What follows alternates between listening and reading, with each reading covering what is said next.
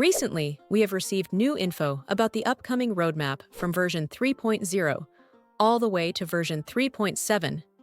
Things are looking massive with new resonators and even some returns that might completely shake the current meta. Hey, my cute little rovers, it is your Yinlin back again. From everything we are hearing right now, these upcoming patches might be some of the most creative ones we have ever seen in this game. There is a lot to unpack, so grab your snacks and sit till the end, because each patch adds something very different to the roster.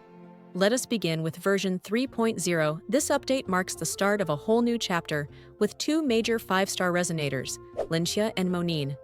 These two are expected to lead the next storyline and set the tone for the rest of the year. Both of them bring new playstyles that fill missing slots in their elements. Linnea, or Lynae, is a Spectro sword user who uses Dreamless materials. She is said to be a fast and elegant duelist, focusing on clean movement and sharp Spectro slashes. A lot of people first thought she would be a pistol user, but the updated data confirms she fights with a sword. This gives her a precise DPS style, which might even place her next to Jinhsi and Zani as one of the top Spectro damage dealers. You can save up to 21% on your Lunite at lootbar.gg. I'm buying the 6,480 Lunite pack for just $77. That normally costs $100 in-game, saving me $23 instantly. Let's see if I received Lunites in my account. Pretty fast, right? It's completely safe and secure, as the loot bar top-up route is the same as in-game. So I got double Lunites for my first purchase, same as in-game top-up. Loot bar has over 14,000 satisfied users. That's why I use it for my giveaways. And yes, I personally recommend it. New users get an extra 10% off from the link in the description. Buling might also be her best partner if their rotation lines up well. If that happens, we may finally see Spectro teams split into two different styles. Also, as we have reached our 17,000 subscribers milestone, we will be announcing giveaway winners in next video, so make sure to drop your UID in comments. Next is Monin or Mornye. She is a fusion sword user who uses Hecate materials, but she is not the usual passive healer. She is more of a frontline healer, someone who swings her sword and restores the team at the same time.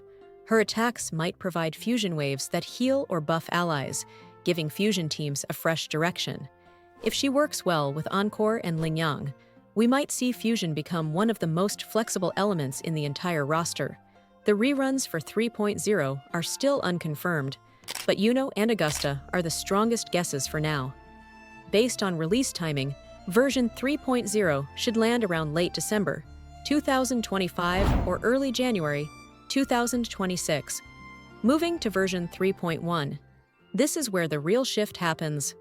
Rover's next element should finally be revealed here, with most hints pointing toward Electro alongside Rover. Two new resonators will also join this patch. The first is a female fusion sniper DPS. She is said to be part of the Sentinel faction, which already makes her stand out in the story.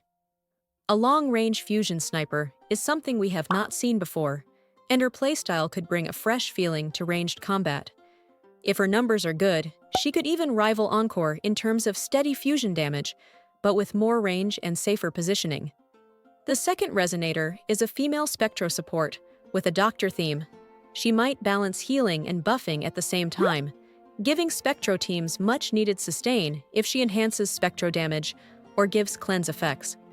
Then we jump into version 3.2.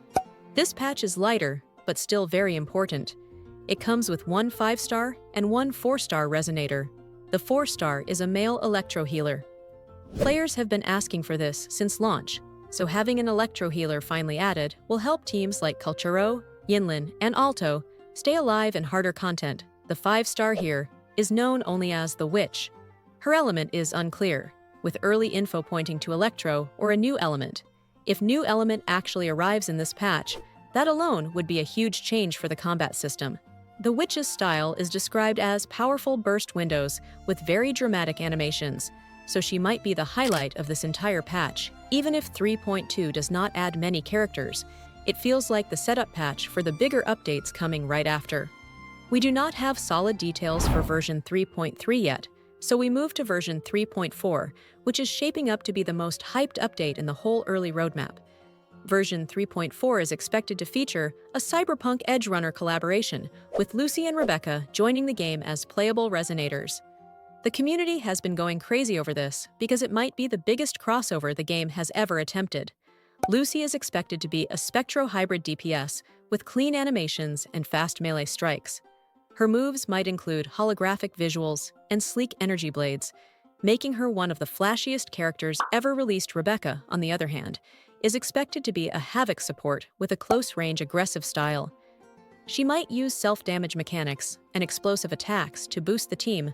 Both of them together could bring a full neon-themed event with new missions, music, and maybe even cosmetic outfits.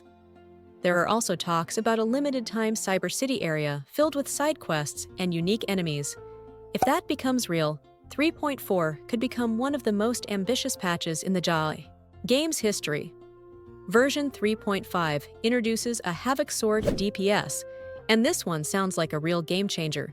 He is described as fast, aggressive, and fully built around that high-risk, high-reward style that Havoc players love.